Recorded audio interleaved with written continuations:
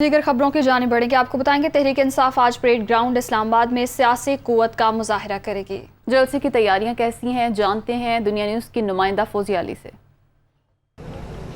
जी बिल्कुल, चेयरमैन तहरीक इंसाफ की जानिब से आज एहतजाजी जलसे की कॉल दी गई है और इस वक्त मैं परेड ग्राउंड में मौजूद हूँ। हमेशा की तरह यहाँ पर स्टेज भी लग गया है, कुर्सियाँ भी लग गई हैं।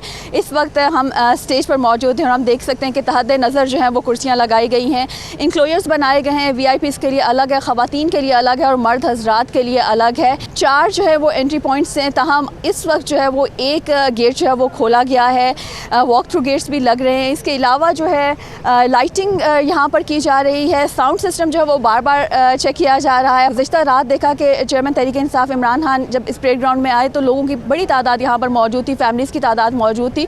तो अभी भी यही उम्मीद की जा रही है तहरीक इंसाफ की जानिब से यही कि मुल्क भर से रैलियाँ और काफ़िले आएंगे और इस जलसे में शिरकत करेंगे। इंतज़ामिया की जानिब से जो है वो इजाज़त दी गई है यहाँ पर, ताहम जो अमन अमान की सूरत हाल है वो तहरीक इंसाफ के ही ज़िम्मे लगाई गई है। जितनी भी अमन अमान की सूरत हाल है और आवाम जो मुंतशिर होने वो तमाम तर ज़िम्मेदारी जो है वो तहरीक इंसाफ के कंधों पर ही है। शहरी जो हैं यहाँ पर अभी भी कुछ थोड़े हमें नज़र आ रहे हैं, ताहम जो तहरीक इंसाफ के कारकुनान हैं वो काफ़ी ज़्यादा पुरजोश दिखाई देते हैं। उनका यही कहना है कि आज जो है वो मौजूदा हुकूमत के ख़िलाफ़ जो है महंगाई और जो पेट्रोलियम मसनूआत की जो कीमतें आसमान को छूने लगी हैं उसके ख़िलाफ़ जो है वो भरपूर यहाँ पर एहतजाज किया जाएगा। जी।